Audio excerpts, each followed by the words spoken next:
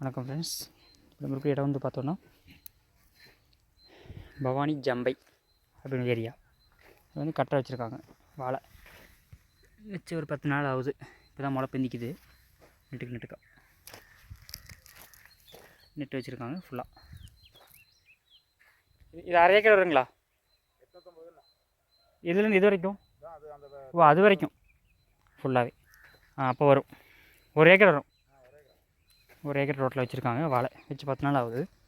இதுக்கு வந்து வேர் மருந்து நம்மகிட்ட கேட்டுருக்காங்க. அந்த கிரானுவல்ஸ் மாதிரி இருக்கும், போஸ்திரா அப்படின்ட்டு. அதை கண்ணை சுற்றி இங்கே போடணும். இங்கே இருக்குன்னா இங்கே பக்கத்தில் போடணும். பக்கத்தில் போட்டு மூடி விட்டாலும் சரி, இல்லை மூடலாம் பரவாயில்ல, ஒன்றும் பிரச்சனை இல்லை. தண்ணி கரையாது. மண்ணில் கூட நைட்ரஜன் சத்துக்கிட்டு அது கரையும். காற்றுக்கும் பெருசாக கரையாது. ஸோ மருந்து வேஸ்ட் ஆகாது. வேப்ப முன்னாக்கு, ஆமணக்கு, கொட்டைமுத்து, பெண்டடின்னு சொல்லுவாங்க. எரிமலையத்தோட அது துகள் கணக்கு அந்த மண்ணோடது அது கலந்துருக்கு. மண் இலகுவாக்கும். மண்புழு வரத்தை அதிகப்படுத்தி கொடுக்குது.